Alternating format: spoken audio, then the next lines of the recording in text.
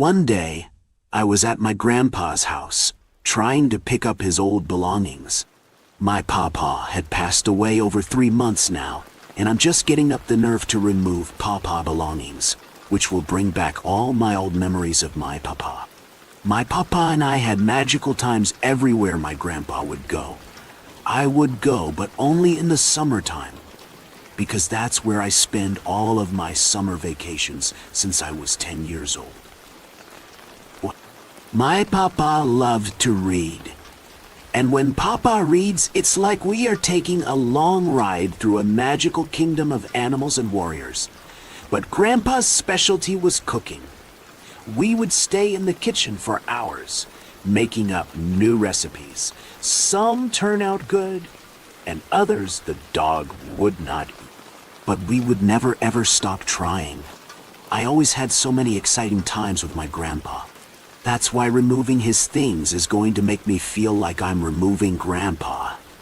And placing him into a box, my grandpa, was of great mystery. And his memories don't belong inside of a box. And this is why it took me so long to remove his belongings. As I walked into my papa's house, an eerie feeling came over me. The house was drafty and cold, even with the window being closed for 3 months.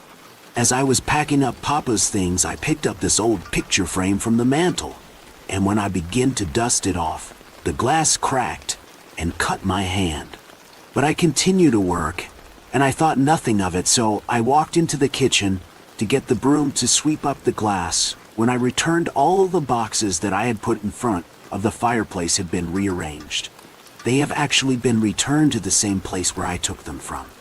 When I saw this, I started panicking and ran out of the house. I let 2 days go by, and I decided to go back and finish the job that I had started. But this time, I had no plans of going alone. So I asked my girlfriend Tammy to tag along to help out as my girlfriend Tammy and I entered into my papa's house.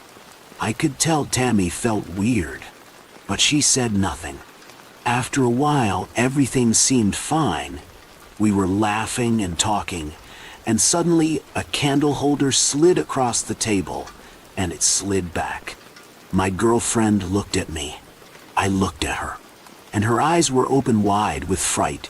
She slowly started moving closer to the door, when a box of nails suddenly slams to the floor.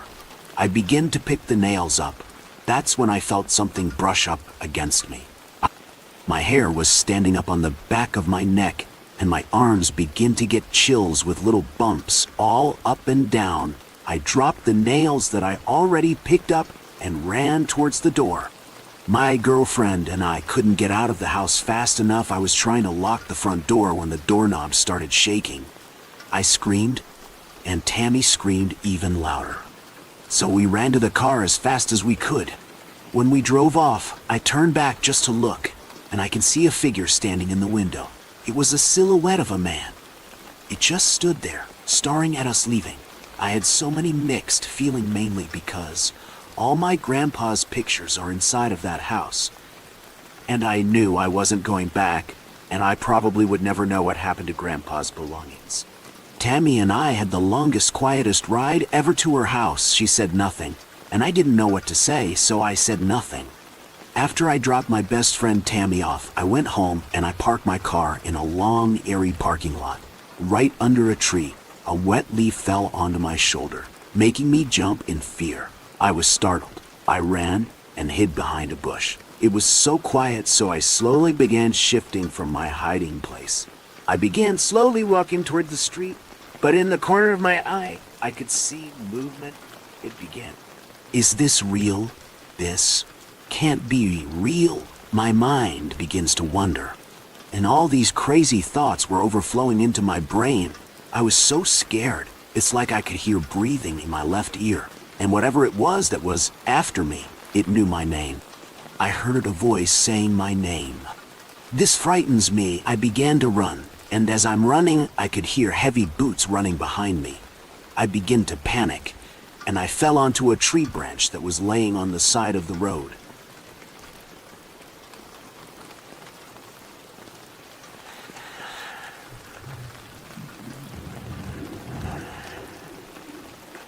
I jumped up quickly and ignoring the blood I had running down my forearm, I began to run faster and faster until I came upon a small cabin sitting on the edge of the woods. I knocked one time. No one answered. I was so scared, I started kicking the door. I heard a loud sounding bang, and everything went black. And when I woke up, I was inside of my grandpa's house. The air was musty, and my hands were cold. I had no idea how I got there. I was upstairs inside of the old room that I used to stay in every summer vacation. I sat up on the bed, but I was scared to move. And then I heard a voice, a very soft but aged voice, saying, "I finally got you here again." I said, "Papa, is that you?" The voice replied, "Yes, it's me." I was shocked, and I just looked into the dark corner waiting for Papa to show himself. He never did. I called out for Papa, no answer. I called again. The voice had changed. Now I'm hearing a strong, deeper voice. So I eased out of the bed and ran and never looked back. I don't know what's that inside my papa's house, but I know it's not my papa. So beware of the ghost we may leave behind. "Don't," Vinaya said in a hushed tone. I looked around to see if anyone is watching us from the woods. "Let's try at least. We don't even know if it is vacant," I said. "But there's nobody inside. We already knocked at the door thrice." It's hard to say, but she was right for a change. We knocked at the door, and nobody opened it. Hence, we decided to sneak to spend the night in the middle of the woods. We wanted to get some thrill in our life that brought us here. Yes, you heard it right. 2 teenage girls bored from the current life needed something to pump up in their lives. And hence we stood there where we shouldn't be standing in the first place. Hi, I am Anaya, and my childhood friend Vinaya. If you wonder that we became friends because our name rhymes with each other, then wait, hold on. Yes, you are right. In our childhood, we make such decisions with the worst reasoning. So yes, our names rhyme. And we became friends because we loved the rhyme sound Anaya Vinaya. Now, after the harsh breakup with her boyfriend, Vinaya needed some excitement to move on. Hence we landed here at an isolated place, full of darkness in the woods. I cannot let her go all by herself. I had to tag along to ensure her safety. Also, another reason for my adventure was that it sucks sitting at home during vacations. It was your idea to get some thrill, so how much thrilled are you feeling now?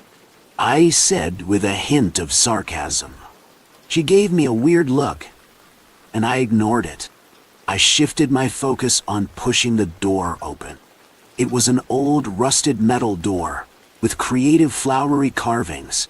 It used to be in golden color in its older days, but now the rust has reduced its shine and glory, removed golden yellow color too, making it look scary.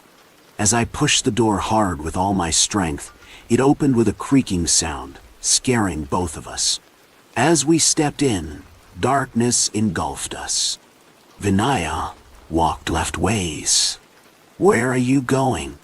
I asked annoyingly, searching the electric switchboard to switch on the lights. "Are you insane? We are in the middle of the woods. The house structure seemed to be old and can fall off at any time.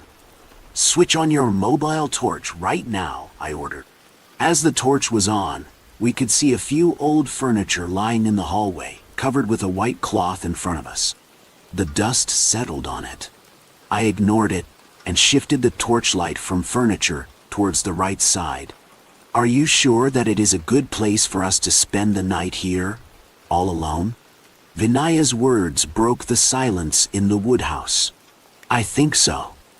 Outside we are the food for wild animals, and here we are open for ghosts, spirits, vampires, zombies." I stared at her. "No such things exist, so shut up and let's walk." "But what are we searching for now?"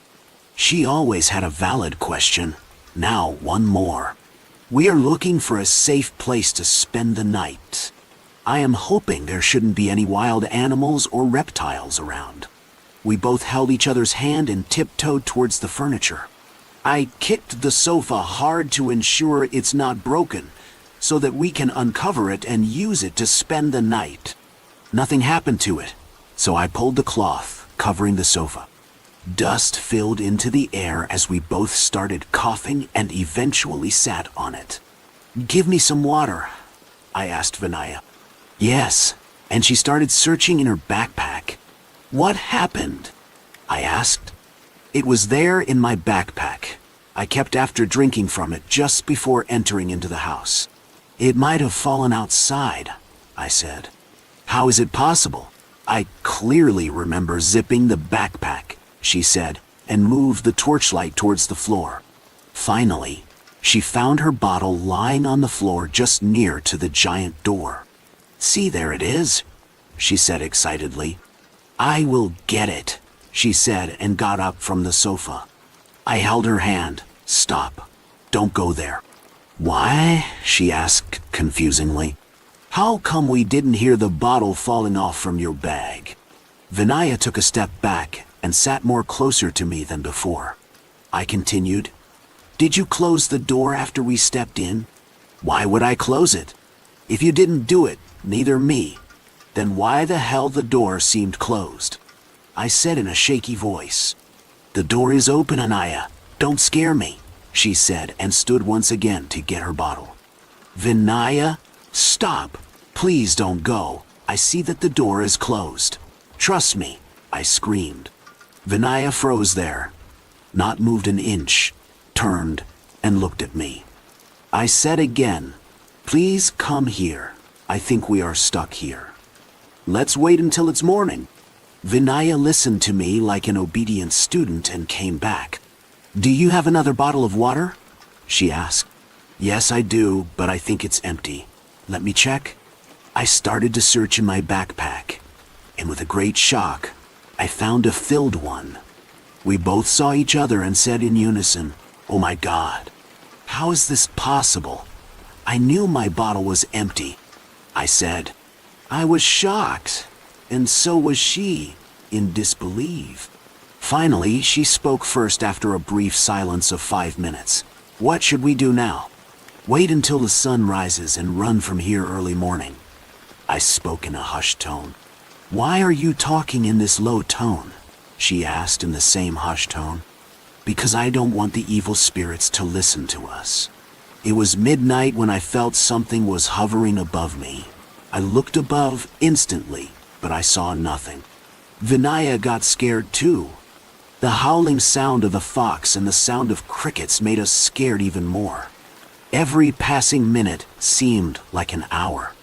I looked at the bottle. We still had enough water in it to manage till the dawn. I heard a tiptoed sound of someone walking towards us. "Vinaya, do you hear that?" "What?" The sound of someone walking towards us. And then suddenly, the gush of air hit us hard along with thundering and lightning as the window broke open. We both screamed and ran, but in opposite directions. In this entire drama, we got separated. I ran on the right side of the hallway, and she ran on the left. There was the kitchen behind me. I turned to see what can be the possibility of me getting attacked. I turned the torchlight on and off in the direction where Vinaya ran. "Are you all right, Vinaya?" No response. I once again switch on and off the torchlight to get some reply. I was in a dilemma of crossing the hallway, to either run in her direction or wait here patiently for her to come here. Slowly fear started gripping in. "Vinaya, please say something. It is not the correct time for all this fun." I felt some footsteps coming near to me from behind. Sweat was all over my face, and few drops started to roll off from my forehead, making its way from the cheeks and finally fall on the ground. I do not want to look behind, as anything can appear in front of me, and I might die here due to a heart attack. I folded my hands and started to chant God and Goddess's name to protect us. From the corner of my left eye, I can see a shadow of a hand moving towards me. and I am slowly taking steps ahead to save myself. Thud! The hand hit on my shoulder, and I screamed, no, out of fear. I turned around immediately, grabbed the hand, only to find Vinaya standing there and loudly laughing at me. What the fake is this? Are you insane? I thought someone held me. I almost got a mini heart attack. Don't you dare do this again to me now. Otherwise, what? You will leave me here alone? Yes, I will leave you here alone and go, I said, and started walking towards the kitchen.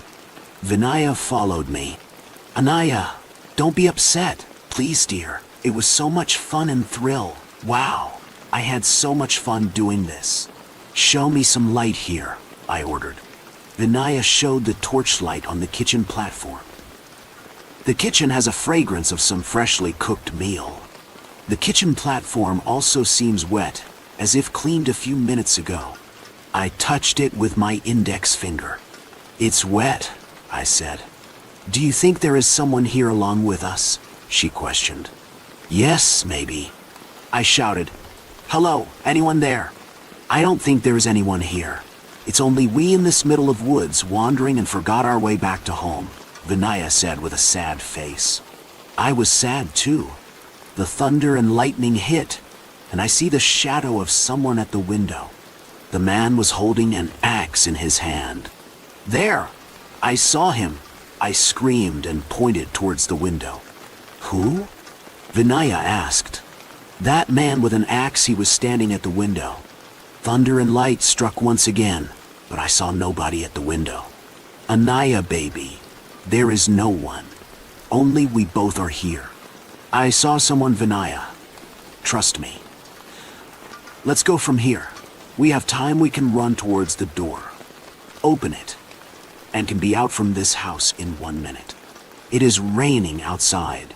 Where will we go? You are just tired, and your mind is playing games with you. Relax. Let's see if we can find anything to eat here in this kitchen. There is nothing good to eat here. We spread our lights across and found nothing except for a few airtight containers. Vinaya immediately grabbed it and started to open it. The airtight containers were empty. What are you expecting to find in these containers? I asked irritatedly. Some packed stuff like chips or cookies or biscuits. There is no electricity here, and you are expecting some foodstuffs. Anyways, those packed packets would be of the expired dates similar to this old house and not healthy to eat. Let's walk out. I am not getting good vibes here. It's 2 a.m. We already spent 2 hours here. It's just a matter of more 3 hours, and we will be out from here, said Vinaya. I sat on the floor with my back leaning to one of the drawer shelves in the kitchen area. Vinaya sat with me and started opening the drawers one by one. Vinaya, stop it. The sound is irritating me. Bingo! See what I found, she said excitedly. I peeped into the drawer. There was a candle and a matchstick box. It seemed old, and getting fire from those sticks and matchbox will give us a hard time. Still, we decided to give it a try.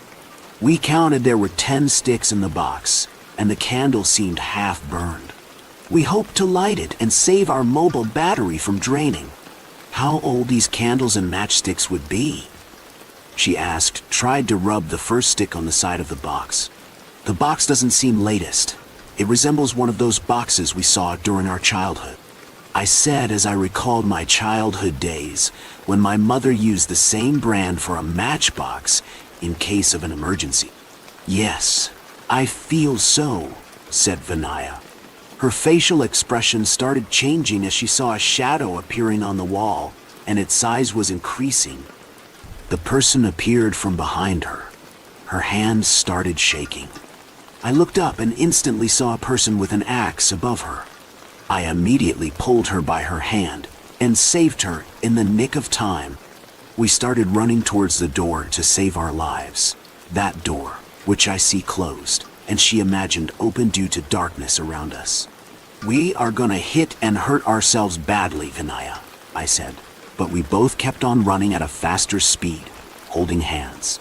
The backpack on our shoulders was reducing our running speed. We were now 30 meters away from the door. "We have to take this chance," she said, breathing heavily. I looked at her.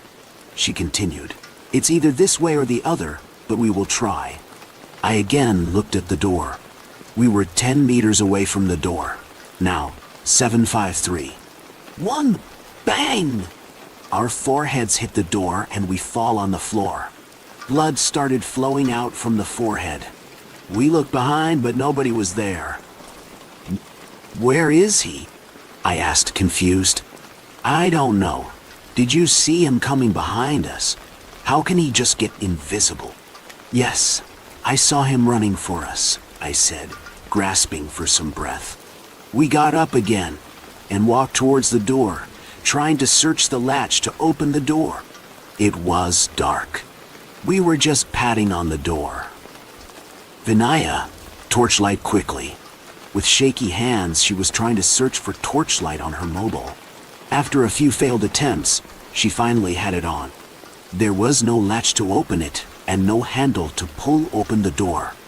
I held Vinaya's hand and moved the light upwards. There it is, the latch. We have to open it. The door was 7 feet tall, and we both had an average height of 5.5 feet. "Now what?" Vinaya asked. "We had to reach there and open the latch before he is back." We looked around to find something to climb on and open the latch. I remember seeing a 4-foot table placed next to the sofa, with a lamp placed on top of it. The sofa. I saw a table. "We will have to drag it till here. I can't pull it alone. You will have to help me." We were scared of stepping there again. There isn't any other way, like a window or smaller door from where we can get out, Vinaya asked in a shaky voice. Fear was gripping both of us. We were alert, seeing around in case he reappears. How can he leave us after running behind? On the way, Vinaya saw her bottle and picked it up and put it in her backpack. I looked at her surprisingly. She whispered, "It's my bottle. How can I leave it here?" I shrugged my shoulders, whatever. As we walked closer to the sofa on our left side, I see a shadow coming closer to us. I felt the presence when we were crossing the two chairs. I continued walking, trying hard to ignore the shadow walking along with us. The shadow's size increased as he was nearing. Slowly, I see his hands raised high in the air with an axe. "Vinaya!" I screamed and pushed her sideways while I moved on the right. Vinaya fell on the chairs covered with a white sheet. She got up and pulled the white cover from the chairs.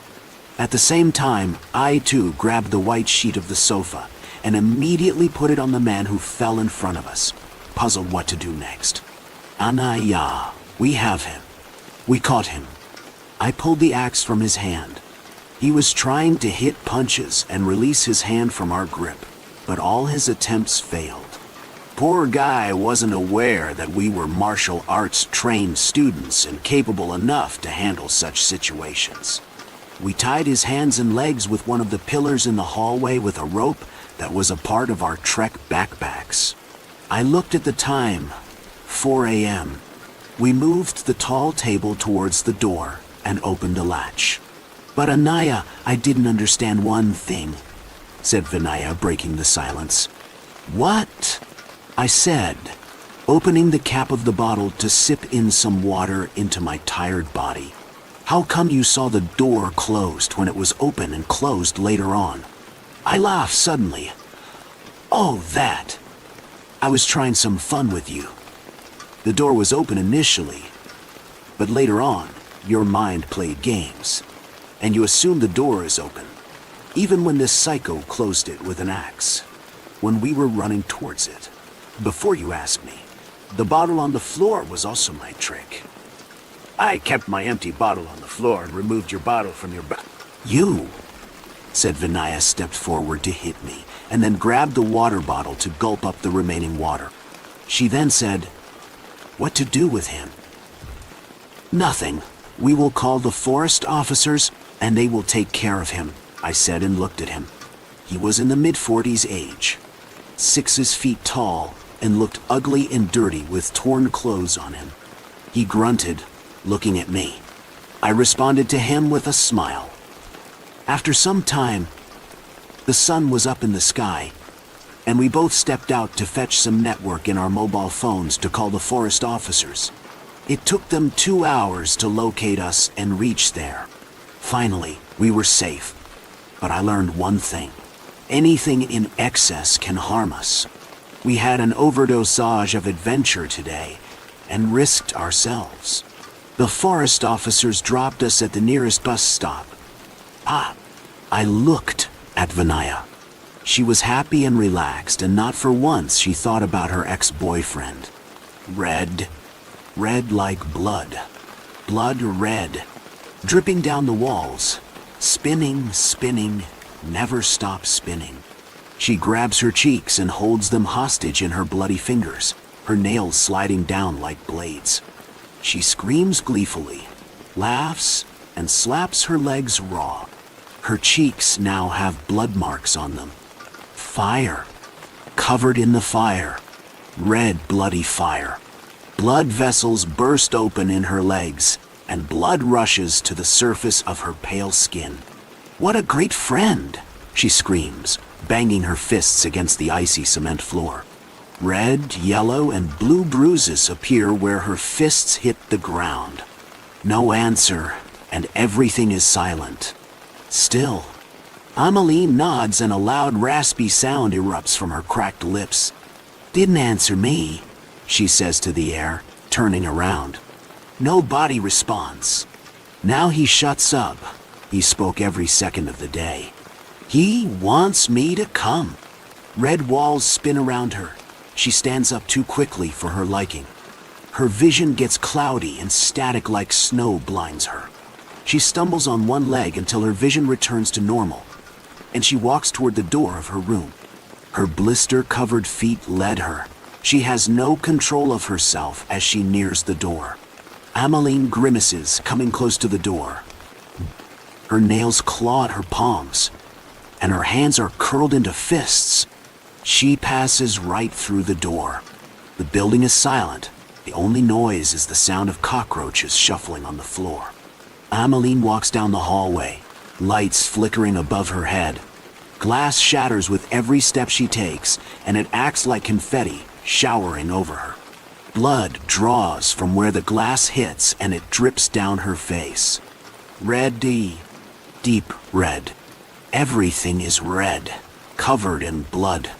The blood drips into Ameline's mouth, and she grins, licking it away. More blood comes, dripping down on her teeth. She bangs on every wall, door, and window, waiting for a response. Something. She turns and sees a small girl staring at her with wide eyes.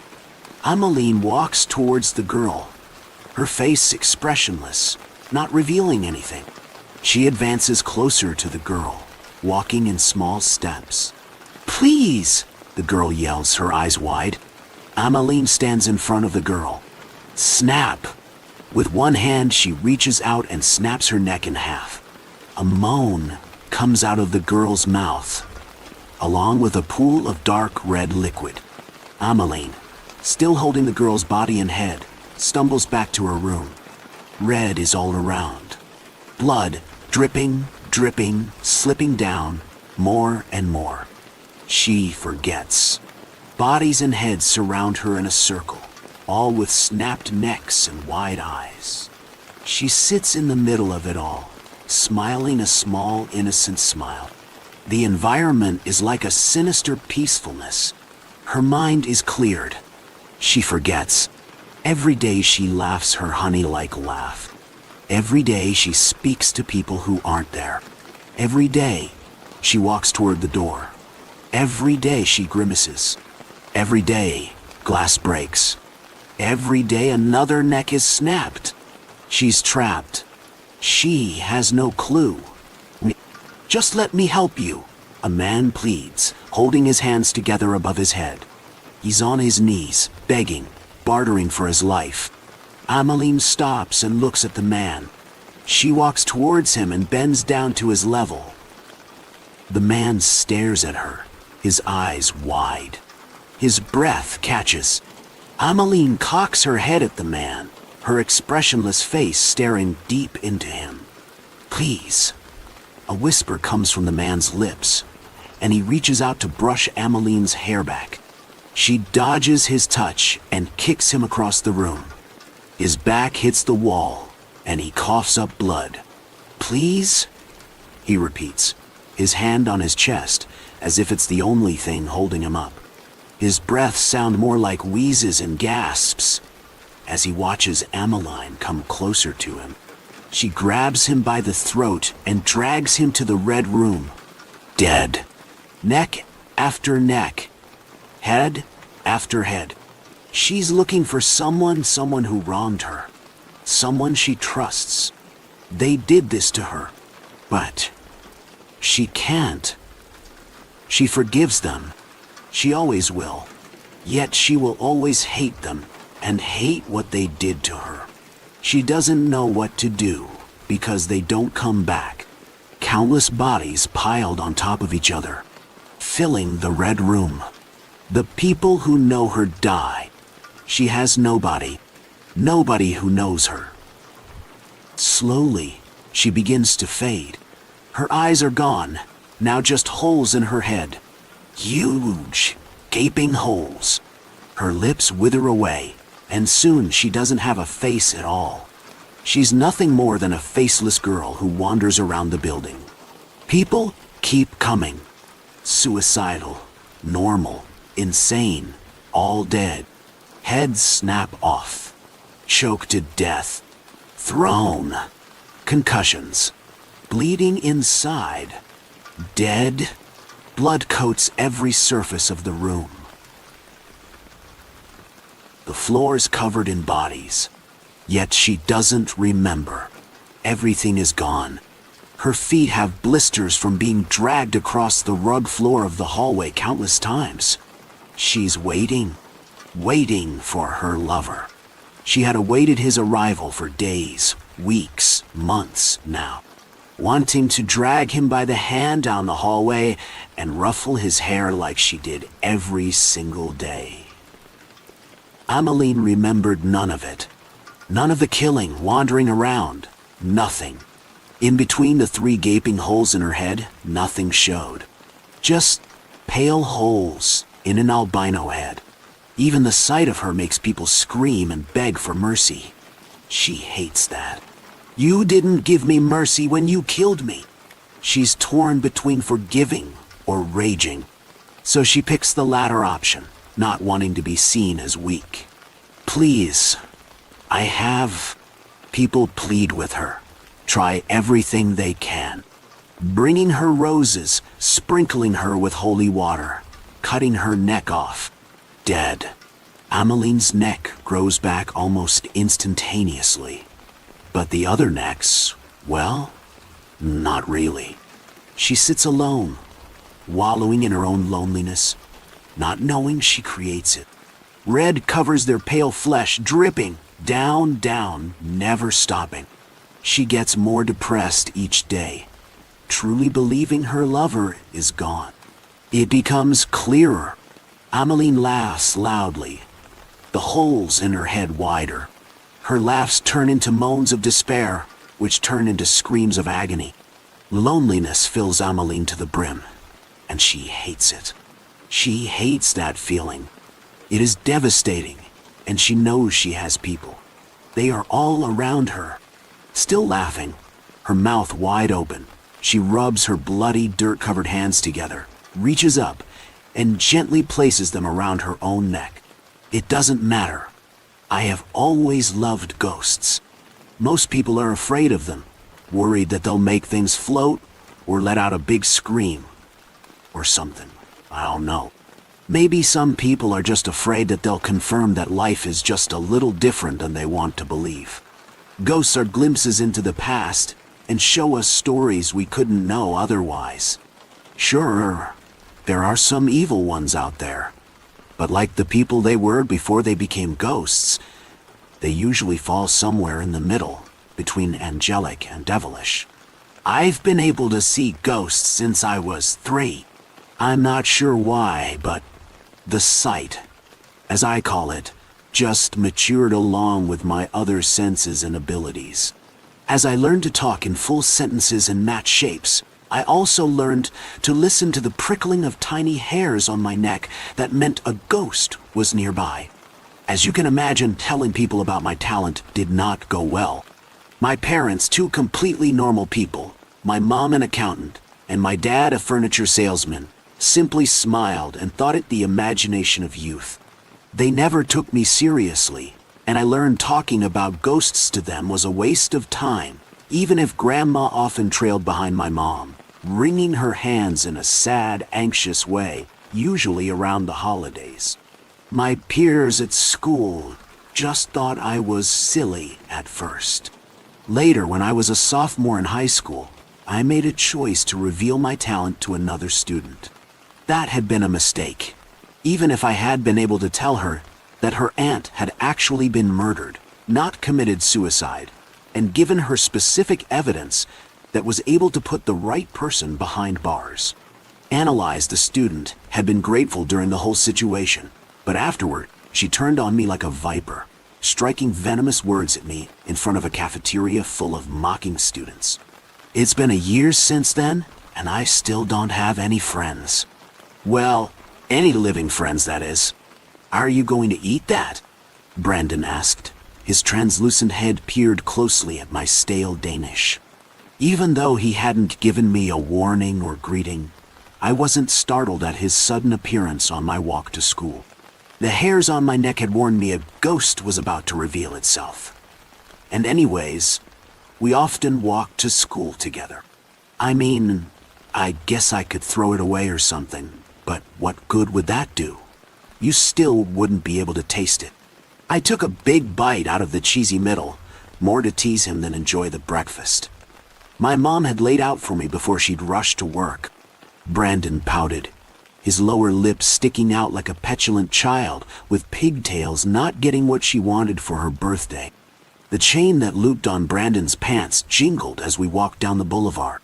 Sometimes other people could hear it and gave a confused look around as we passed. Not all ghosts had chains, though, like old movies like to portray sometimes. Brandon had died in the late 90s, when wearing long silver chains clipped to a belt loop, draping to the back pocket where a wallet sat tucked snugly in, was popular and usually a sign of someone who liked music, skateboards, and lived a little on the edge. I didn't get the fad. I also didn't understand why he wore 2 shirts. The long-sleeved shirt was under the short-sleeved shirt and was just completely backward to me. Brandon had explained it was also fashion that proved he liked music. The tips of his ghostly hair were frosted a bleach blonde and spiked in all directions on his head. It looked like it'd taken a long time to get that look perfected. He wore large shoes that made his larger pants bow out at the bottoms. He called them skater shoes. Other than that, I admitted to no one. I found his face rather pleasant to look at. I could tell his eyes were once a gray-blue, and his smile was teasing and charming. I was a sucker for a good smile. "I miss food," he said around his pout. "I know. Diet tea." I would have patted him on the back had he actually had one I could pat. "You only say that every time I see you." "Not every time." I gave him a look. I knew my rounded face with cherry-red cheeks and brown doe eyes, framed by long, wayward, curly, sandy blonde hair, would never scare anyone into confessing something. But I poured strong intent into my eyebrows and was rewarded with a laugh. Brandon didn't laugh like a maniacal, spooky ghost. He laughed like the teenager he had been 20 years ago, a laugh full of mirth and potential, not as deep as a full man's laugh, but still contagious. "Fine. Maybe I do, but that's only because it's true." I grinned back at him. I'll just make sure to eat it slowly and savor it for you. He stared as I took another bite, purposely getting glaze and cheese on the corner of my mouth, slowly chewing and closing my eyes a bit to show how much I enjoyed it. At my messy-faced grin, he grumbled and folded his arms across his chest. That's just rude. I snickered, wiped the food off my face with a thumb, and threw the Danish's wrapper in the next garbage can we passed. So what's on your agenda today? Going to go hang out at the skate park and freak people out with skateboards moving by themselves again? No, that got boring after the 30th time. Actually, I was hoping to go to school with you today. He gave me a sheepish grin with hunched shoulders. Ooh, you know I hate when ghosties show up at school. It's so distracting and I'm already seen as the weird kid. Exactly. You're already the weird kid, so who cares? Just pretend I'm not there. I promise to be good. He poured all his charm into a grin that made my heart pick up speed. I couldn't help the smile as I rolled my eyes. Fine, but you can't talk to me while others are around. Why do you want to go to school anyhow? You always talk about how you used to ditch class all the time. I need to do some research in the library, and you know how I can't go in places without you, for some reason. As he spoke, his eyes darted around the sidewalk and at the stores we were passing by. Why don't you just Google whatever it is you're trying to find out? I adjusted the plain green backpack on my shoulder and sidestepped a man in a suit, talking angrily on a cell phone. Each ghost was tied to something in their previous life that kept them in a small area around the item or place or whatever it may be. Brandon had apparently spent a lot of time at the skate park, or maybe even died there, he wouldn't say, because he was tied to that location. However, along with my talent, somehow ghosts were able to attach to me in a way that allowed them to travel with me. It was one secret I tried not to let ghosts know, or else I'd be overrun with them constantly. Brandon only knew because I had an obvious soft spot for him. Google? Oh, right. Googling is this cool thing you can do on a phone where you type anything you want to know about, and it'll tell you even more than you want to know. All the information is digital now. All of it. I mean, probably. Maybe not every single word from every single book, but yay. You should be able to find what you're looking for. We had finally reached the school, and I pulled out of the crowd of pedestrians to lean against the fence as I took out my phone. I have a few minutes before class starts. What do you want to look up? He stood in front of me, his body in the middle of the sidewalk, but people didn't notice, walking right through him. It didn't seem to bother Brandon, but sometimes a person would rub their arms a bit as if feeling a sudden chill. I'm not sure I want to tell you. I sighed. What are you embarrassed about? Surely you wouldn't find porn in the library. What? No, it's not like that. He kept glancing around us, looking at the school behind me, and at various people who walked by the weird girl talking to herself. Then what? I'm afraid to get you involved in this. I know you're different, and not everyone can see ghosts. I'd feel bad if something bad happened to you. My cheeks turned a bit rosy at his concern for me, and I hoped he didn't notice. The last thing I wanted to admit to myself was that I had a crush on a ghost. I'd feel even worse if the ghost figured it out. Plus, he probably just enjoyed having any person to talk to. Not that he particularly enjoyed my company. What's going to happen to me if I Google something? He played with one of the tips of his hair for a second before he finally turned his eyes back on mine, making eye contact. A shiver went down my spine that had nothing to do with him being dead. Google does sound easier than spending the day in the library, but you have to promise you won't go investigating anything. I blinked at him, surprised at the urgency in his voice. Well, now I just want to go investigate everything. I knew this was a bad idea. He frowned, put his hands into his ginormous pants, and turned to walk away from me. Wait, I said, stepping after him, earning a couple of stares and a sharp bump into my shoulder as another student ran into me. "Sorry," I muttered. "Brandon, I promise, okay? Just tell me what you're worried about." I said the last bit in a softer voice, hoping no one was paying me too much attention. My ghost friend stopped and gave me a serious stare. "Promise you won't go near the house." "Yes, sure, I promise." "What house?" After I moved to the safety of the fence again, he told me the address, and I punched it into Google. The map came up first, but Brandon wasn't interested in that. I scrolled down the page a little, thinking it would be easier to give him the phone to do it himself, but I didn't want to. He couldn't have held the phone anyway, but I wanted to see what he was so anxious about. I didn't recognize the house, and even though it was only a few blocks away from us, close to the skate park, it wasn't one I'd ever paid attention to. "What are you looking for exactly?" "I don't think they give home loans to ghosts." "Wait, there. Stop." I stopped scrolling and clicked on the link he had pointed to. Pictures of the house loaded on my phone screen, and they looked creepier than the Google Maps picture had been. We both read the article, our eyes scanning the words.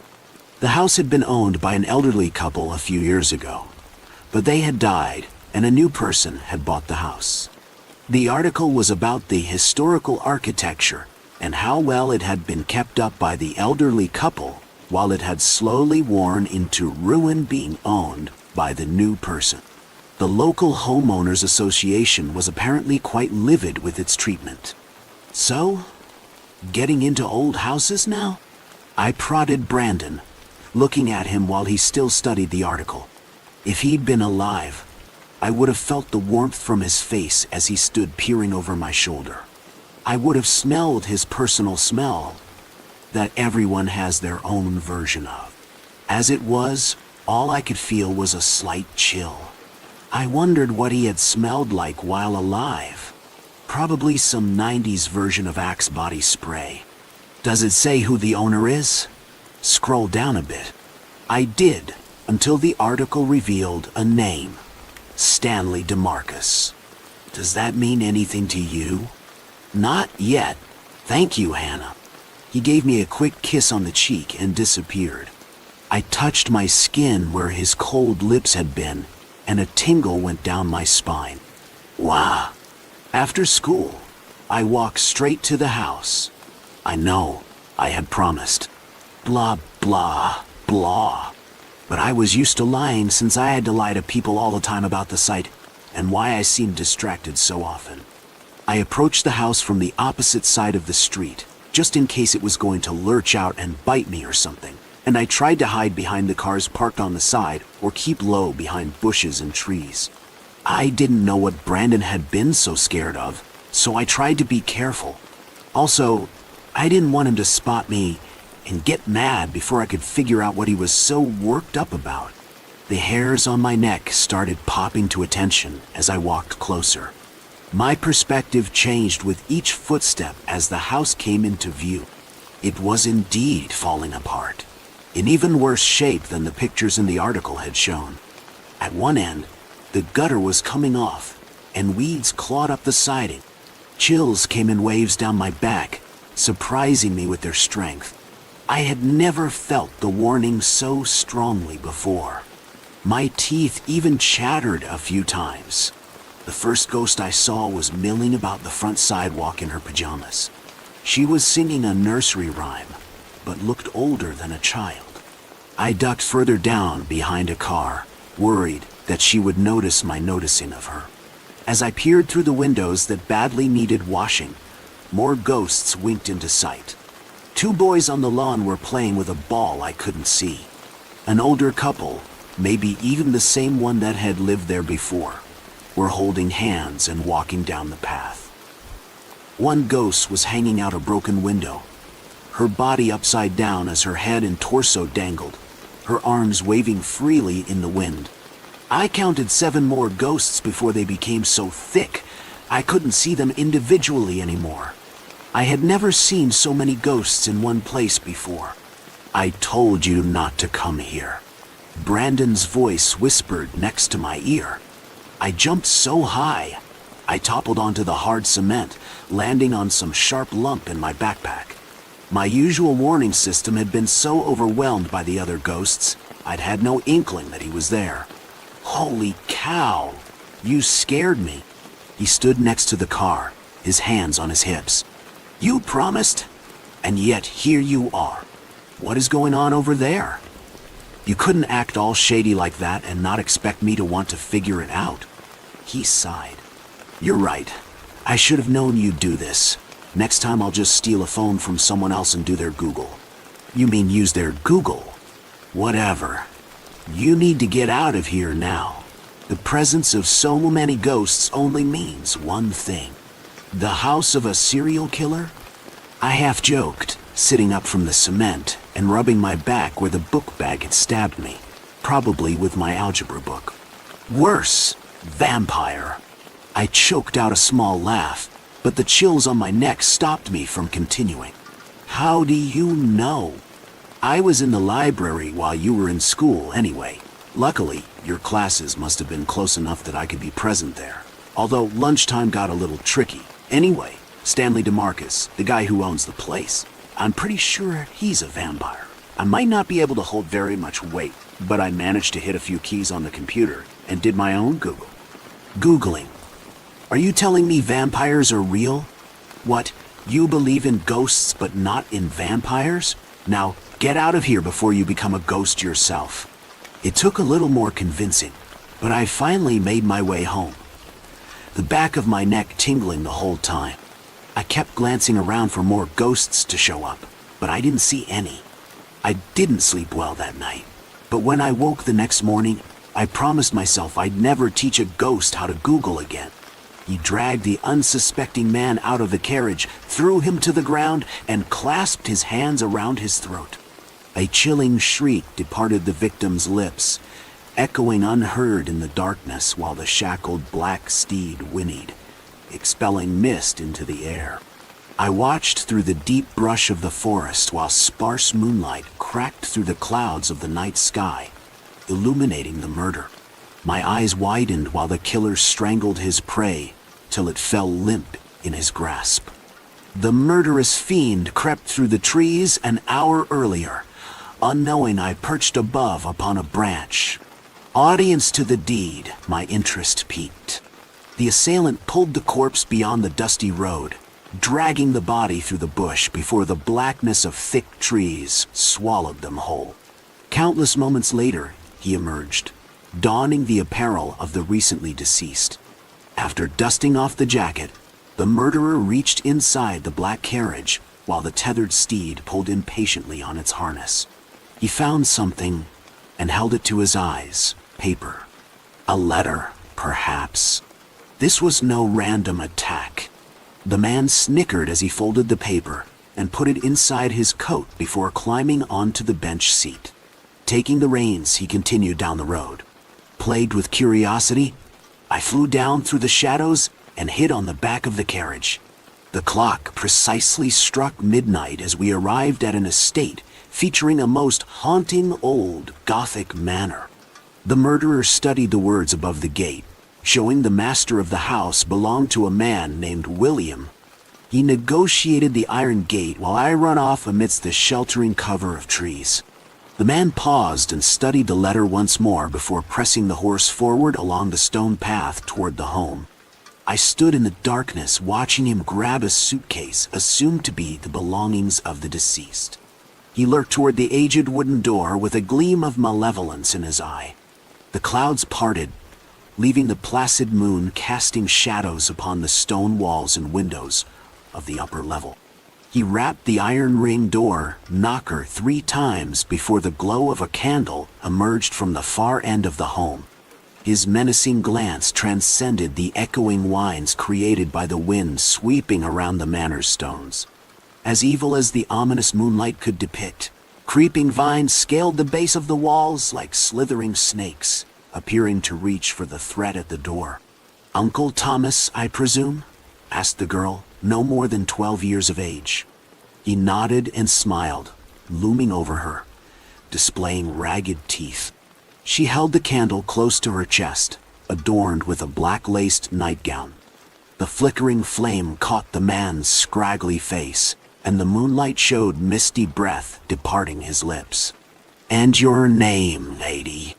"I am Elizabeth. Pleased to make your acquaintance. Please come in, the night grows cold." She stepped back and led her presumed uncle into the manor. "The rest of the house sleeps. Shall I wake them for you?" "No, that will not be necessary, child. Your courtesy to show me to my room will be sufficient for this late evening. I have had a long journey. There will be plenty of opportunities to acquaint with the others in the morning." "Very well, Uncle Thomas." The door closed, and they vanished into the house. Unbeknownst to his treachery and deceit, I felt the uncontrollable urge to warn the girl of the danger that lurched behind her into the map. Not that I possessed the capability. Nonetheless, I climbed a matured tree, forever locked in an embrace with the stone wall holding the edge of the house, and crawled across the rocky ledge.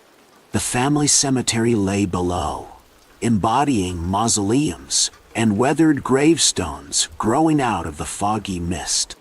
I felt a shiver pinch me and push me forward into the eeriness of the estate.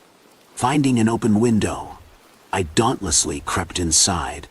The house groaned slumberous while I prowled through unseen. Surreptitiously, I moved to each room, counting the living souls, 8 in total, and one of the non-living kept cool in the dank basement below. Inspecting the kitchen yielded an ensemble of spoons and knives hanging by hooks, jangling into one another by a breeze from a nearby window. Loose wooden floorboards creaked beneath me while rounded a corner and into a hallway. Startled, I looked to see 4 human-like faint silhouettes, invisible to the living, floating amid the slivers of moonlight invading the hallway. They passed over me with only a shallow glance, but I still felt the chill raising the hair along my spine. I returned to the door where the intruder lay listless and pushed through the open crack. Pausing momentarily, I noticed the hearth in the corner burning low, while still offering its warmth and lighting to the sounds of the murderer's restful wheezing. The letter he pocketed lay strewn across the desk in the corner. "Dearest Thomas, I desperately hope this letter finds its way to you.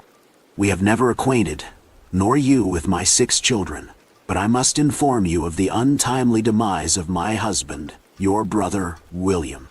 He has fallen to fever in recent days, leaving you the only surviving member of your immediate family. By the wishes of your late father, they have bequeathed the estate to you. Please come at once. Jane." Sly bastard. Could one with such a diabolical scheme evade punishment? How could a ghastly murder prove so fortuitous for this impersonator? This butcher. I watched as he slept, cursed him with my eye. What was I to do? Despite the overwhelming inclination to caution the innocents, the pathway to do so remained unknown. The night faded to morning while I awoke to the sounds of children pacing through the hall. Daylight peered through the windows, revealing tapestries, swords, and shields proudly presented on the walls of woodwork. I remained in the shadows, away from the home's dwellers. There he was, the murderer, laughing, mocking the oblivious while he strutted around in the deceased Uncle Thomas's clothes. The scent cast into the air foretold of his undeserving morning meal to come. The ineloquent belching and rambling of the unknown uncle drowned out the muttering chatter among the family. Surely he reveled in his good fortune, not thinking twice of the poor soul he impersonated and the impression made upon the grieving of the household. No sooner did he finish gorging the last morsel, did the family retreat below to view the body of his supposed late brother. I followed. The deceased William looked pale amid the candlelight, like wax. The intruder held the flame to the laying corpse on the table, with deceptive recognition. So many years have passed. I hardly recognize him, he snickered under his breath. My memory fails me. How long has it been since I've seen my dear brother? 30 years or so, I gather, Jane replied. She looked upon her late husband with sadness in her eyes. The 6 children, 2 boys and 4 girls, dressed in black mourning attire, saw their mother's face riddled with melancholy and moved to her side. Now, Jane, he said, holding up the candle. I'm sure William was a good man, father, and husband. That he was, she replied. He caressed her cheek and wiped a tear from her eye. Come along, children, he said. Today will be a celebration of life. William would have wished it that way. He turned to the widow. I trust we have prepared a plot in the cemetery? Next to your father and mother. Splendid. After the last of his excrementitious words departed his lips, I watched the children and Jane ascend the cold stone stairs out of the basement. The 4 faint silhouettes vanished into the walls before the murderer studied the widow's backside and nodded his approval. The dirty bastard. Day turned to dusk as the family laid William to rest in the cemetery.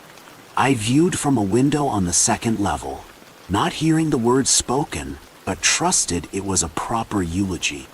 The murderer led the group of 7 back into the manor bequeathed to him and ravenously indulged on a bottle of the deceased William's wine. They served the heir to the manor, a banquet of fine bread, fruits, and meat, while he gluttonously dined from the head of the table, the former housemaster's seat. The smell made me ravish with hunger, but I remained invisible among the shadows. There is one last thing we must do to honor my father's wishes, Uncle Thomas, said the eldest son. He held up a dusty old wooden box. My father wished we would open this heirloom together at midnight following his burial. The murderer's eyes widened, wondering what riches awaited him inside the box. A family with such an estate and great wealth must possess priceless treasures. Of course, my child, he replied. His speech slurred from the overindulgence of drink. He burped and wiped his chin.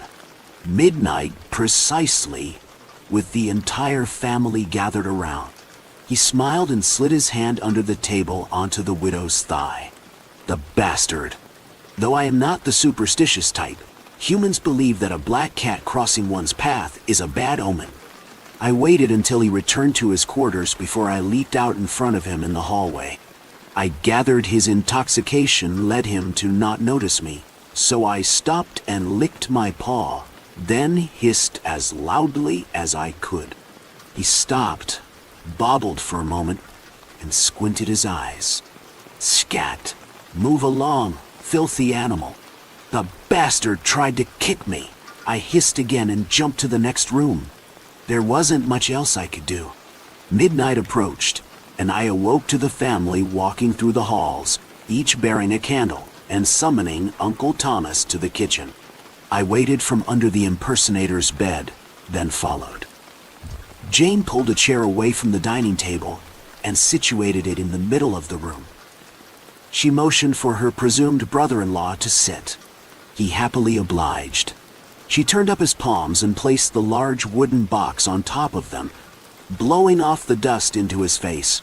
He coughed but maintained his facade of anticipation.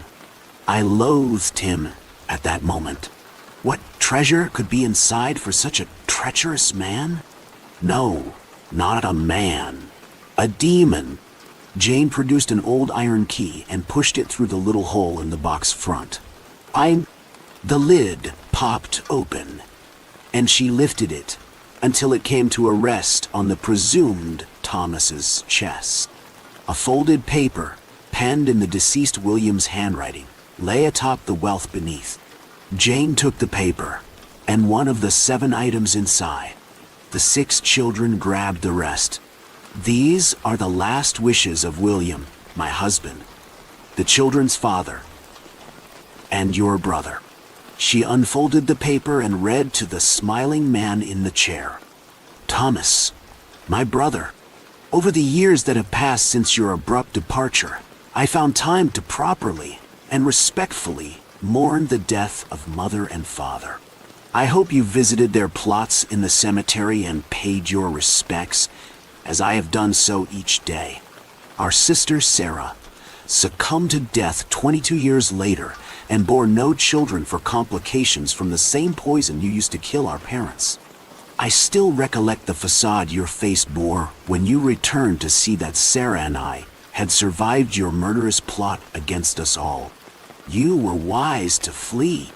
Unfortunately, if I have passed, you are still heir to the manor until the day you breathe your last breath. I have taken the family's collection of jewels and created the decorative handles for the blades my family now grasp before you. I have instructed each of them to give you a dagger in remembrance of our mother and father, Sarah and myself. In the likely event of your death, the estate will belong to those you see before you.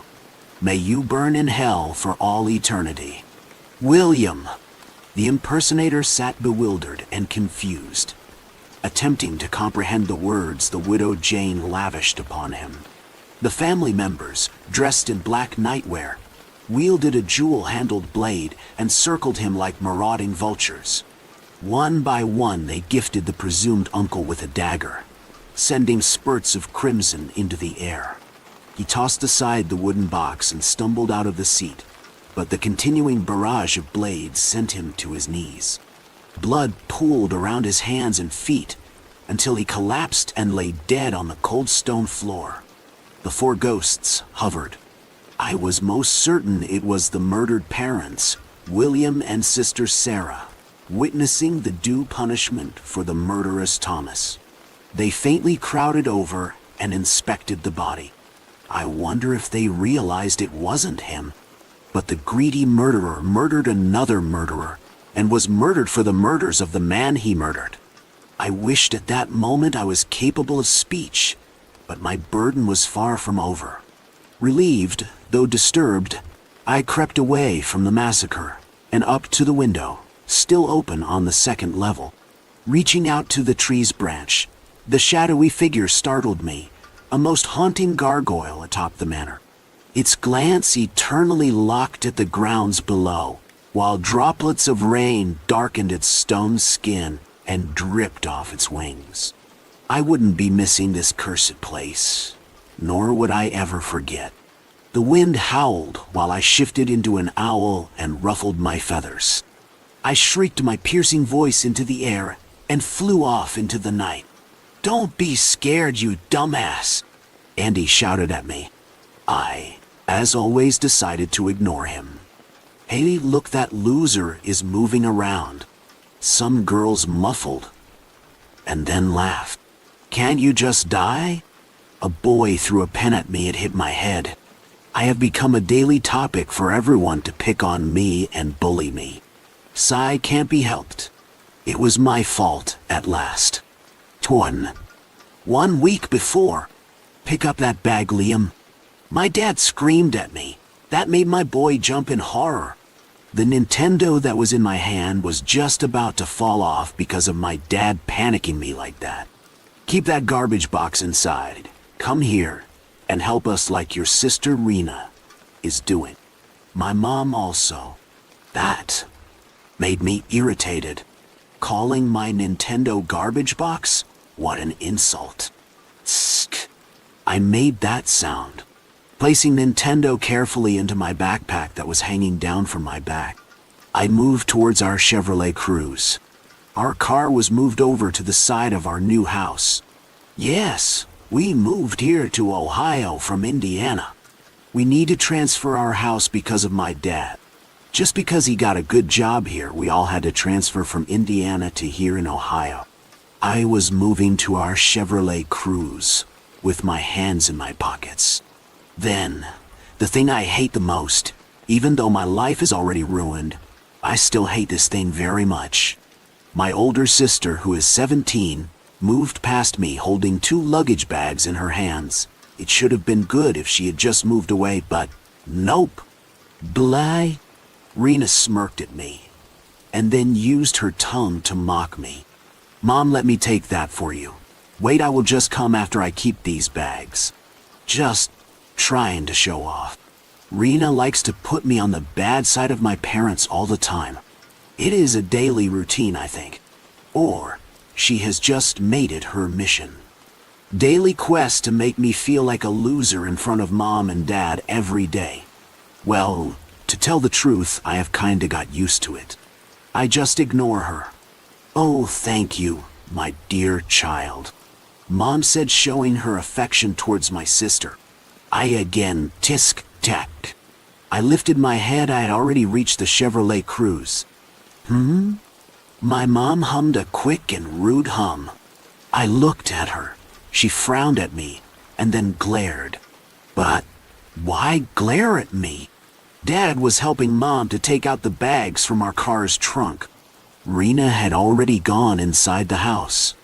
That was a new, untouched 2-stories house.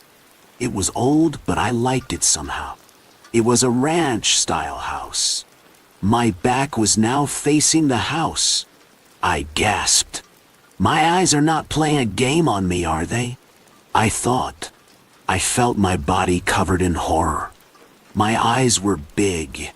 Before turning to the car, I saw someone in the room of the 2nd story. I looked down and was amazed to see my hands were trembling. No, only that my whole body was. Hey, Dad. I found my words somehow. Dad hummed me a reply. He was too busy taking out those bags. You are sure no one is in this house? I asked. My words were shaking. Dad stopped his work and turned his waist to me. He gave me a sly look that made a chill run down my body. What exactly are you saying?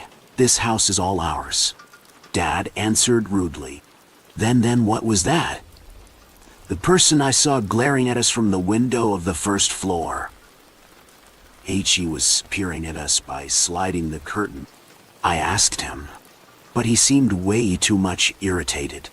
Stop your nonsense and jokes, Dad ordered, and then again moved his waist back to the car's trunk. But Dad. I wanted to continue, but he didn't let me. Be quiet and let us work, or else, you know that, Dad declared without turning to me. Yeah, grounded for 2 weeks. I sighed. Maybe my eyes. I thought, in my mind. I moved my hand to take one bag from the open trunk of our car, but Rena's scream made me stop. Rena's frightened scream made my body shudder. I moved my head, turned back, and glanced at the ranch house. That was so horrifying. My mom concluded. Was that Rena? She asked, looking at Dad. Yeah, I think she was. Liam, I want you up. Before my dad even finished, I was already running to the house. That has to be Rena. But that scream was way too. A crash thud. Can he show you a new ammo? My body stopped after hearing those sounds. They are like bag crashing down on the floor. I increased my speed. Entering through the door, I dashed to the staircase that led upstairs. That was right in front of me. Without looking at the stairs above, I took a huge jump on the 3rd stair and stopped. Our luggage. They were lying on the ground lifelessly. Where is Rena? I asked myself. I raised my head to look for her, but she was not seen anywhere. Maybe I should call Mom and Dad. I took off in the opposite direction. I came out of the door and opened my mouth to shout at Mom and Dad for help, but my words were caught in my dry throat. Mom and Dad were also gone. Our Chevrolet Cruze was the only thing I was able to see there. Its trunk was open and my mom's dad was gone. I just stood like that for some more time. Back to the present. That is the reason I am the topic of fun. I told everyone that my sister and parents went missing and never came back. I thought as the new student in the school, they will believe me. But they didn't. They just made my fun of.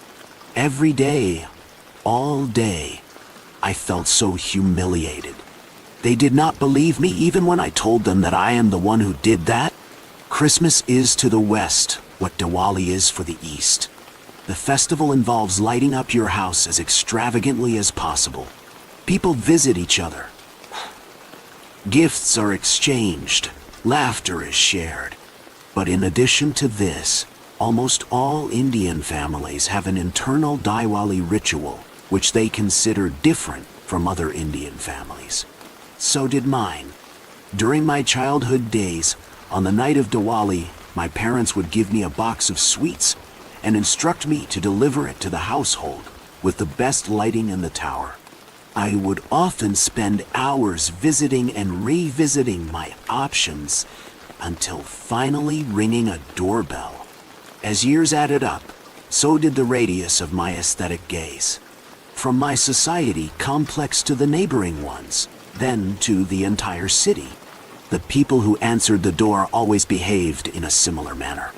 They'd get surprised, even amused, invite me and ask me about school, serve me snacks. I'd sit there pretending to notice the interior of their house, the pop, the lamps, the chandelier, the dog, then finish up whatever would be served to me and leave, making a point to never visit the house again, regardless of their lighting the following years. As a result of this exercise, by now, I have visited many enthusiastic families of Gurgaon, each of whose innovation with lighting and theme setting could put even the likes of Baz Luhrmann to shame. This story is about one such house, which I visited in 2012, the owner of which happened to be a witch. Like every year, my parents gave me a box of sweets and asked me to give it to the owner of the house with the best lighting. I kept the box inside the seat of my bike and zoomed away. Back then, I was obsessed with which major I was going to take in college. The form where I was supposed to tick my choice rested in my drawer at the very moment. This was the first form for our stream choice and only involved the student ticking one out of the 4 broad categories: computer science, biology, economics, and arts. The submission date was due right after our Diwali holidays, and I had no clue what I was gonna pick. That's what went through my mind as I zipped past the Gold Soak Road, looking at the lighting of the apartments there. Some of them looked rather nice. For instance, there was this 7th-floor house in emerald greens. Their lighting looked like pink raindrops frozen in space. It was so damn poetic, the visual. But I had really high standards, so I ignored it. I made a right from the VK stretch onto the golf course road. But, all thanks to my 15-year-old bladder, I couldn't carry on for long. I parked my bike next to a barren grassland near the golf course and relieved myself under the starry night. And it was while pissing inside the gutter that I saw the most beautiful house I had ever seen. From between the leaves of the trees, a row of which paved way to its front lawn, stood the beautiful mansion of RD City. I won't describe it. Words fail me. Just imagine the best house you ever saw and multiply the impact it had on you by 3 times. I felt like a butterfly in a garden full of 99 roses out of 100 flowers. Of course, I was hooked to the daffodil. After closing the zipper of my jeans, I poured some water on my hands from the bottle inside my Scooty trunk, fetched the sweets box adjacent to it, then jumped across the gutter and headed towards the winter of 2012. The branches of the trees damn near slashed my cheeks, but I kept walking with my right arm shielding my face. After around 10 minutes and 4 cuts, with sandals full of grass, I stood outside the garden of the 6-storied phenomenon. I had to walk around the circumference for about 5 minutes before I reached the main gate. 2 guards sat adjacent to each other on green trampoline chairs, which looked like miniature trees. One of them was dozing off while the other was watching a YouTube video. I cleared my throat. The one who was dozing off opened his eyes. So I do this thing every Diwali. I began, trying to appear embarrassed, to convey to the guard that I came from a civilized family, where I kind of like you, gift a box of sweets to the family with the best lighting and stuff. It's a tradition, basically. Know what I mean? I said, moving my hands in a know what I mean kind of a way. He didn't say anything. I wanted to give this box to the owner of this house. Would it be possible for you to repeat what you just said while looking inside that camera over there? He said, pointing 60 degrees to his left. Yeah, hi, my name. Not now. Just wait. The guard went inside the guard room. The way he said just wait was kind of rude. A red light flashed on the camera after a while. The guard signaled from the window. Hi, my name is Lakshai. I said with a little less enthusiasm than before. I'm from Sector 56. I turned quiet for a while to gather my wits. So we have this family tradition, basically, where I deliver a box of sweets on my family's behalf to the house, the lighting of which I like the most. I was just passing by and kind of noticed your lights, and they're really nice, and I flashed the box in front of the camera to compensate for the missing conclusion to my extremely awkward justification. A minute or two later, the guard's phone rang and he picked it up. After he came out, he pressed a button and the gates opened. You can go inside, sir. Happy Diwali. Thanks, but may I know the name of the owner of this house? I said the address plate is blank. The guard looked at me and smiled. It was a very kind smile. So kind. I felt like patting his head when he did that. Important people don't have names, sir. Just identities. He signaled for me to proceed. Wow. The opening notes of St. James Infirmary Blues by White Stripes filled my ears as the front door approached. There I was greeted by a huge rectangular electric board with Happy Diwali glittering on it in neon lights. It was placed on a horizontal tile affixed just above the door and looked like it could fall any minute. It shook when I knocked. Come in, came a husky voice around 5 seconds before the signature tune of the track. I opened the door and dashed inside with my arm covering my head. When I entered the house, the witch was sitting on the sofa, around 10 steps away from the giant piano. She appeared agitated and didn't look very pretty, which might have got something to do with the fact that she did not have any eyelids, or because her skin was the darkest shade of green I had ever seen in my life. Scaly and slimy like a reptile's.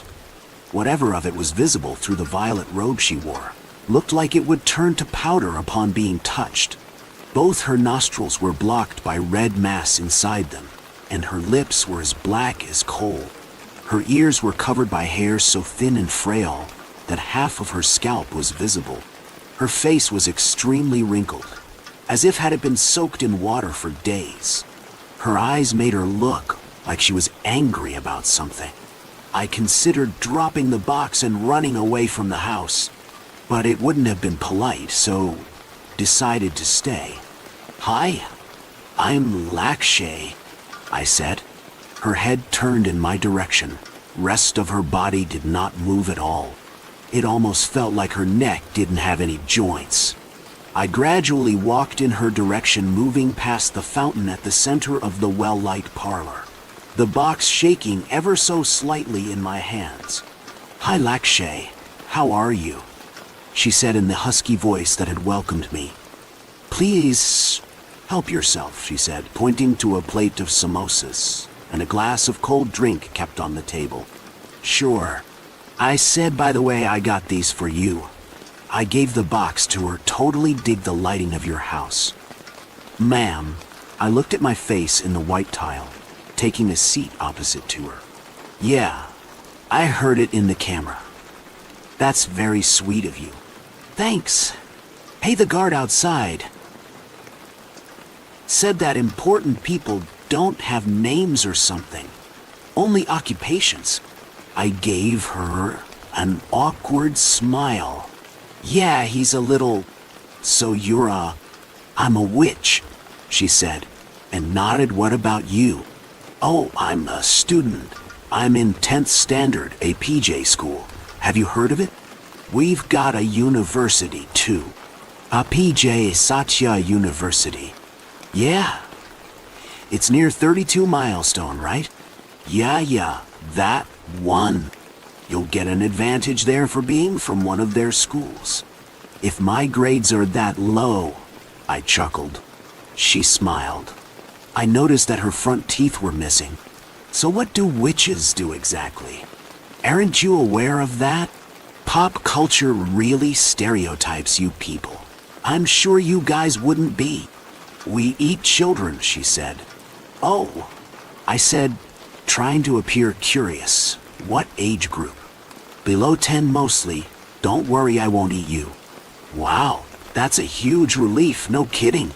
She tilted her head to acknowledge my gratitude. If you won't mind me asking. I adjusted my bum on the sofa. Why do you eat kids? Like are they tasty or something? Bad kids. We only eat bad kids. And no, they're not tasty. We get paid for doing so. That's our job. How do you know which ones are bad? Because we have psychic vision. We can see their futures. So we kill the criminals in their childhoods itself. Once they are past 13, we are not allowed to do so. Why not? Because testosterone is poisonous for a witch, she said. So if she gives a blowjob to someone, she'll die. I took a mental note. Fascinating. How many children have you eaten so far? I sipped my cold drink. 81. That's quite a number. I kept the glass on the table and dipped my samosa in the ketchup. At what age did you die and become a witch? 32. Why? So you must have attended 11th Standard, right? I asked her. Yeah, I did. What stream did you opt for? I have to fill out my form and I'm kinda confused. I chose economics. With maths or without maths? With maths. Our school didn't have a section for without maths. Which school were you in? Montfortin. That's a nice school.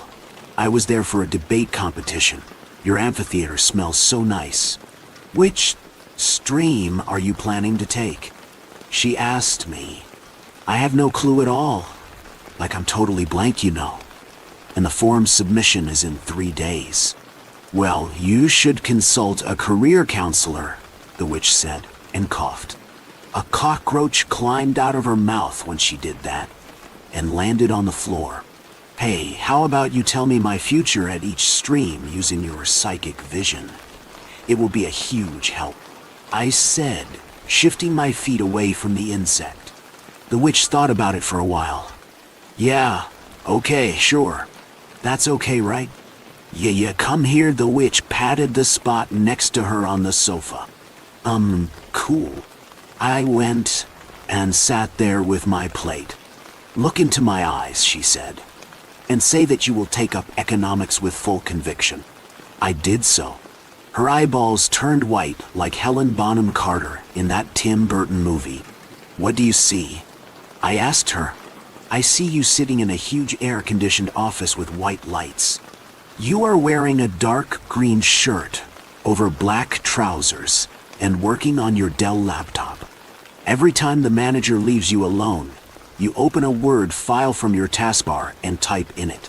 When he comes back, you open an Excel sheet and continue working. During the lunch break, you are not eating food with your team. You eat it at your desk while typing on the word file. Her eyeballs became black again. Thanks. I frowned, not entirely sure what to make of it. Let's see what happens when I take computer science. You're not exhausted or anything, right? No, it's fine. She said, I'll take up computer science. I declared with absolute surety. Her eyes turned white again. What do you see now? I see you sitting in a huge air-conditioned office with yellow lights. You are wearing a light blue shirt and dark blue trousers and working on your HP laptop. Every time your senior leaves you alone, you open a Word file from your taskbar and type on it. When he comes back, you open JavaScript and close the word file. During the lunch break, you don't eat food with your team. You eat it at your desk while typing on the word file. Her eyeballs turned black.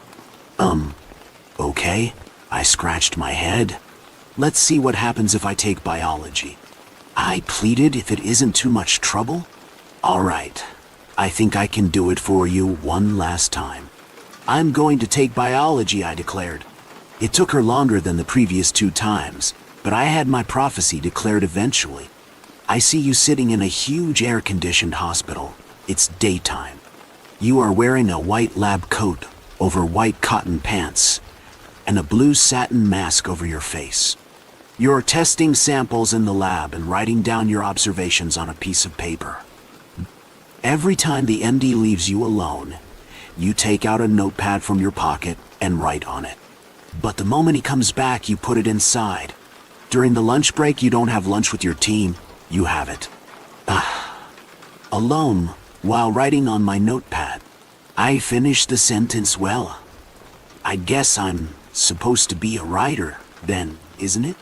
It does seem like you will develop interest in that field. The witch nodded. Have you ever written anything before? She asked me. A little, but it got rejected by the editorial board of our school magazine. I told her. What did they say? They said my writing lacks a motive. Do you want me to see your future if you take arts in college? I don't know. I declared nervously. If you don't want me to see it, I won't see it. No, please see it and tell me. It will be a huge help. I'm so sorry that I'm causing you so much inconvenience though. My God, this is so embarrassing. It's not an issue, kid. I completely understand. We were all in 10th standard once she pressed her lips together. Are you ready? Yes, please. Go ahead.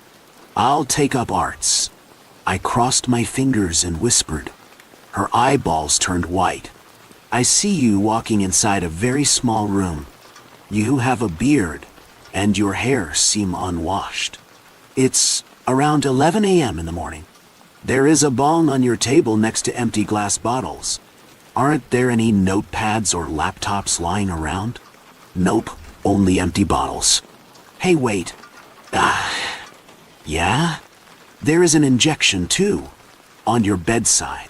Damn, I gaped. The witch's eyes turned black again. I'm so sorry. Full-time writing won't be a good option for you, it seems. Well, who says only those who study literature can become writers? I said and finished my samosa. Thanks a lot, ma'am. I know what I'm going to put in that form now. I dusted the crumbs from my shorts. You're most welcome, my child. She caressed my cheek and kept her hand on my head as a blessing. We chatted for another 15 to 20 minutes after that. Mostly about random stuff, nothing worth mentioning about here. But one thing was for sure. I left the mansion as a much more sordid guy than the one who had walked in. Going, sir? The guard said to me at the entrance. He looked really fresh, like my dad does on Saturday mornings. The other one was still glued to his phone, like my dad during rest of the weekend. Yeah, I'll rush, I said as I passed him by, then turned around to have a last look at the mansion. Ironical, isn't it? I shook my head. What, sir? The fact that such a beautiful house is owned by a witch. The world is full of ironies, sir. I reached home by 9 p.m. My parents had gone to a Diwali party, so I had the house to myself.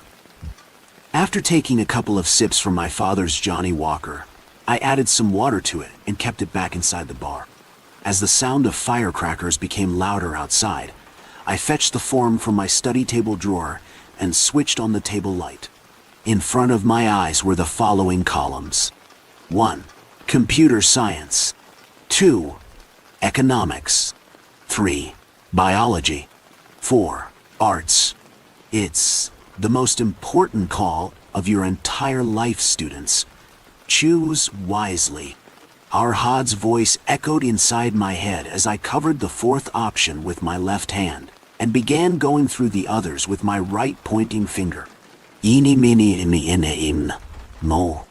The end. On a dreary moonless night, where the wind howled a sorrowful tune, the old Jolan Manor creaked amongst the barren trees that surrounded the property. The prune-colored walls were weathered and the black roof and the dark attic windows resembled a monster stalking in the night. But as monsters of the forest danced throughout the courtyard and the Jolan household began their night routines, their youngest members, the twin heirs, wandered about the halls. Valades and Lorelei Jolan had always been together in this dreadful home. They were born together, ate together, and explored the dreary thicket the gardener called woods together. But on this specific night, they were bored. "What shall we do today, Lori?" the young boy asked the girl. So was tracing her finger across the old peeling wallpaper. "We could feed the butler to the dogs, or we could hunt for rabbits in the wood." The young girl shook her head, her raven hair falling over the pale skin of her face. "The forest monster will be hunting tonight. I'd like to give him a proper present upon his return," she murmured, handing her brother what looked like a talisman fashioned from a ribbon. "Then a visit to Cousin Albrecht." He grimaced as he slid down the railing of the grand staircase. "He'll be just past Father's study, so we'll have to sneak by." As the two ran across the grand ballroom, they watched the shadows dance among the tattered curtains and cobwebbed corners. As they snuck past their father's study, careful about their steps, they heard an ear-splitting bang, followed by the thud of something large hitting the ground. "Ah, it's just Father shooting himself dead again tonight," sighed Valades. "He's been awfully dramatic since we sent his prize dog of into that snake's den." As Lorelei peeked in to look in the study, the splattered blood and silent room made it all too clear that their father's plan had worked. "At least it will be quiet tonight," she whispered. "He's been much too noisy that I couldn't even sleep at night."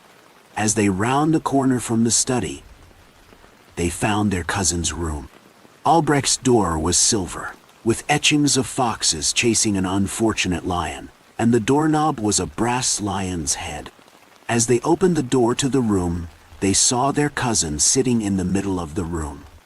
The dark gray wallpaper in his room was decorative, with silver trimmings and white stripes that seemed to have yellowed with time. "What do you want?" the young boy asked as his cousins entered the room. "Nothing good ever happens when you two come over." The boy strongly resembled his cousins, but so did everyone in the family. Raven hair that was always accompanied by eyes darker than obsidian and skin paler than paper. But the young boy wore an eye patch, intricately decorated with silver and gold thread, lace trimmings, and tied together with soft black silk. "I want a new ornament piece to finish a gift I'm making, so give me that unusual blue thing you have," Lorelei remarked, with her hand outstretched waiting for him to hand it over.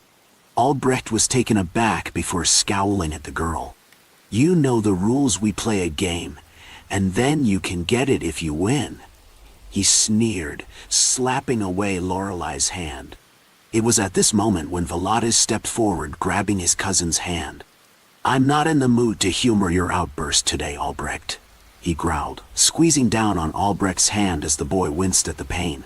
"I'll play one game of rock, paper, scissors, and then we'll be on our way." As the two boys stood in the middle of the room, they began the game. As both of their hands came down, it was clear Albrecht had lost.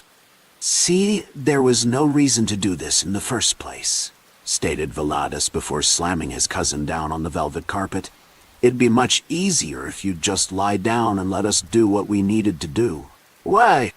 As the boy wiggled under Valades's hold, he felt his eye patch string loosen as Lorelei fiddled with the string. As the patch felt, it revealed his left eye was a brilliant blue, rivaling the clear water that rushed amongst waterfalls and lakes.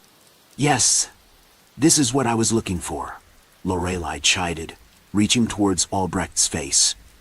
"Be still, or it will hurt." As the boy sat there writhing in pain, she pulled his eye from his socket before quickly wiping it off in her white handkerchief, staining it red. "I told you to get a red handkerchief," spat Volatus. "Every time we get you a new ornament, you ruin your white ones." As he jumped off the boy, who continued to writhe on the carpet, he dusted off his pants. "Calm down, you big baby. It was just an eye. It'll be back in the morning." He watched as the boy sat up, blood dripping down his face. Albrecht turned to luge at Volatus, but the younger boy kicked him in his stomach. As Albrecht gasped for air, Volatus pushed his head into the carpet. "Just bleed into the carpet and stop being a bother," he muttered before going to the door. "See you at breakfast," he remarked over your shoulder. "I heard the chef will make raspberry scones, so be early." As he turned to look for his sister, he realized she was already skipping down the hall, ready to finish up her gift. "Not so fast," yelled Volatus before his sister turned around to face him. "You may be cheerier than a hunting shrike, but I'm still bored," he groaned before his face lit up with a devious smile. "Let's visit Cousin Madrid," he ventured to gain his sister's attention. "He put his grubby fingers on my brand new hunting knife, so I think it's about time he loses a few." His sister beamed at the idea.